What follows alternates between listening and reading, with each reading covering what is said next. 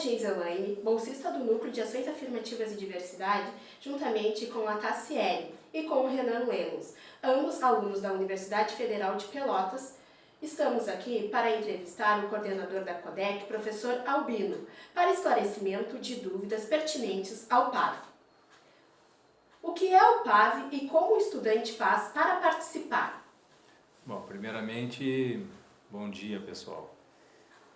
O PAV ele se identifica como um programa de avaliação da vida escolar. É um processo inovador, né, que tem um diferencial quando nós pensamos em um processo de ingresso a uma universidade como um processo único, como os vestibulares tradicionais e o próprio Enem. O PAV se diferencia por ser um processo que utiliza-se de 3 provas. Essas provas ocorrem no primeiro ano do ensino médio, que nós chamamos de primeira etapa, no segundo ano uma segunda etapa e no terceiro ano uma terceira etapa. E essas provas são provas sequenciais em que em cada uma dessas etapas apenas é trabalhado os conteúdos daquela série que o aluno está no ensino médio. O candidato pode seguir no processo se perder uma das etapas? Ainda pode. O candidato ele pode vir a perder, não se inscrever na primeira etapa. Se isso ocorrer, naturalmente, quando ele estiver no segundo ano, ele inscreve-se na segunda etapa e depois na terceira, sem problema nenhum, ele continua no processo com duas provas. Caso ele tenha feito a primeira etapa e perde a segunda etapa, da mesma forma, ele pode ficar apenas com a primeira e com a terceira. Só que nesta situação, como ele fez a primeira etapa e agora ele não fez a segunda, ele precisa fazer um pedido que a gente chama de participação, né, para que ele continue no processo e naquele mesmo subprograma. Se for reprovado no ano letivo, o candidato é eliminado do processo seletivo? Não é eliminado.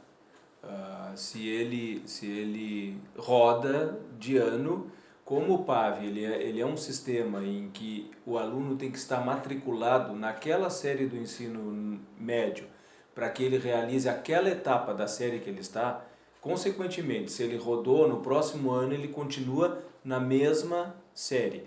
Então, o que vai ocorrer é que o PAV, como é um processo seriado, ele é identificado por subprogramas. Por exemplo, né, este ano, quem vai fazer a primeira etapa vai estar dentro de um subprograma que será um subprograma de 2018, 2019, 2020.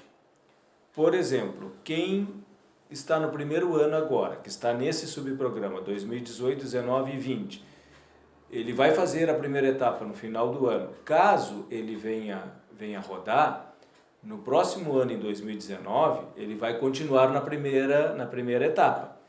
Consequentemente, ele vai ter que realizar a prova novamente da primeira etapa. Consequentemente, ele vai mudar de subprograma. Ele vai passar a estar no subprograma 2019, 2020, 2021. Consequentemente, ele tem que fazer o que a gente chama de um pedido de migração, para que nós possamos migrar ele de subprograma e ele conseguir continuar dentro do PAV.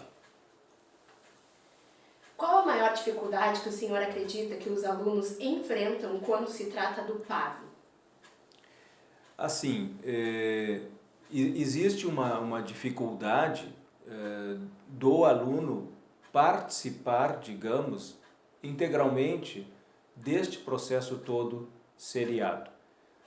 Isso deve-se muito a uma falta de informação, uma falta de trabalho nos últimos anos, em que muitas vezes a escola, o professor, os alunos, os pais, muitas vezes têm dificuldade de entender o processo, por tratar-se de um processo seriado, em que são feitas 3 provas no decorrer de 3 anos. Consequentemente, muitas vezes, principalmente a primeira etapa, às vezes por uma questão de maturidade, da falta de informação, muitas vezes o aluno deixa, se ele não tem um incentivo, ele deixa de entrar no sistema e já começar o processo. Essa é a maior dificuldade. Além disso, essa falta de informação, também não há um trabalho referente a que o processo tem uma coisa muito positiva do processo, que é o fato dele ser seriado. O aluno tem chance de se recuperar dentro do processo, de se autoavaliar, de corrigir falhas, redirecionar seus estudos, suas aptidões. E muitas vezes o aluno faz uma etapa e ele acha que a performance dele naquela etapa foi baixa. Consequentemente, ele às vezes se desestimula e deixa de participar e se inscrever na próxima etapa. Isso tudo por quê? Porque não havia um trabalho e, consequentemente, muitas vezes o aluno, ele mesmo achava que ele estava fora do processo, porque com essa performance tão baixa, ele não conseguiria, digamos, né, almejar o acesso à universidade. Então esse é um trabalho que nós estamos fazendo, de conscientizar o aluno de que o processo, por ser seriado, né, é um processo que permite que o aluno recupere-se dentro do processo, diferentemente de um processo único no final do ensino médio, que você não tem essa chance. Quer dizer, o aluno do PAV, ele tem esta chance de recuperar-se dentro do processo, não é? E, consequentemente, ir melhorando essa performance dele. Quais as novidades que o PAV possui nesse ano? A maior novidade deste ano foi esse salto que a UFPEL acabou dando a respeito das cotas. Tá? Então, nós vínhamos já utilizando os 50% de cotas, que é uma determinação de lei federal de, no mínimo, as universidades, durante um determinado período, chegarem a esse percentual. A UFPEL chegou muito rapidamente a esse percentual, tanto com o PAV quanto com o Enem de 50%, e agora a gente deu um passo importante de exemplo a nível nacional, onde nós já estamos, para este PAV 2018, quem, por exemplo, vai fazer a terceira etapa, que é aquela que dá acesso à universidade, que é o final do ensino médio, já vai estar concorrendo, né, a 75% das cotas. É preciso esclarecer que eu tenho encontrado muita dúvida nas escolas a esse respeito, né, de que a cota, né, o princípio básico da cota é o aluno ter feito este ensino médio integralmente em escola pública, isto é, primeiro, segundo e terceiro ano na escola pública. Algum aluno que, caso algum desses anos do ensino médio ele fez numa escola privada, não é, ele está fora da cota. Né? Então isso é importantíssimo e foi muito importante esse avanço que nós acabamos dando na UFPEL. Quais os requisitos que o aluno necessita possuir para pedir isenção de taxa? Bem, a isenção de taxa, nós temos hoje duas modalidades para isenção. Uma delas é o aluno estar inserido em algum desses programas sociais de bolsa, tá? Como, por exemplo, Bolsa Família e outras, e, consequentemente, esse aluno tem um número que a gente chama um número de NIS, do CadÚnico. Se esse aluno possuir isso, automaticamente ele está isento, ele vai ser deferido como isenção. Uma outra modalidade é um aluno que faça parte de uma família onde a renda familiar, né, está igual ou inferior a 1,5 salários e meio. Né? Isso, claro, o aluno terá que comprovar isto por documentação e, consequentemente, ele vai obter também essa isenção de taxa. Existe alguma forma de cota social ou racial no processo seletivo? Não, a cota está dentro, não é, de 75% naquela divisão dos L's.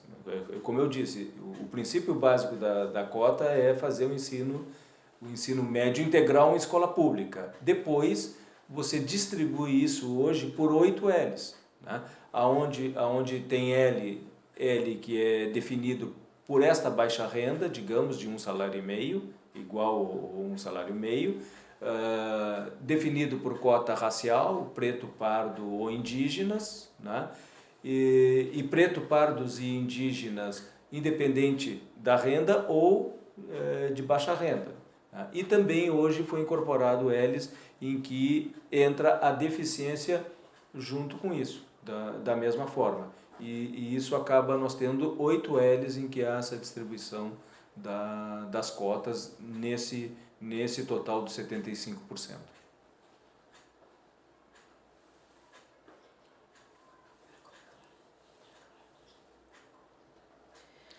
Quando o aluno tem que escolher o curso e em qual cota quer concorrer? Isso ocorre apenas na terceira etapa. Então, na terceira etapa, no final do ensino médio, que ele vai fazer a terceira etapa do PAV, é só neste momento em que ele vai optar por um único curso. Esse é um diferencial também do PAV. Ele não pode ter uma segunda opção, ele apenas faz a opção por um determinado curso, e é nesse momento também em que ele vai estar ciente de qual daqueles L's das cotas que ele vai concorrer, é neste momento. Também é oportuno dizer que é só nessa terceira etapa também que vai ocorrer a prova de redação. Isto é, a primeira prova do primeiro ano, a segunda prova do segundo ano, tem apenas testes, são 50 testes de múltipla escolha. Na terceira etapa, nós diminuímos para 43 testes de múltipla escolha, mais a redação, só nessa terceira etapa. Então, findamos a entrevista com o coordenador da CODEC, professor Albino. Lhe agradecemos muito pela sua contribuição.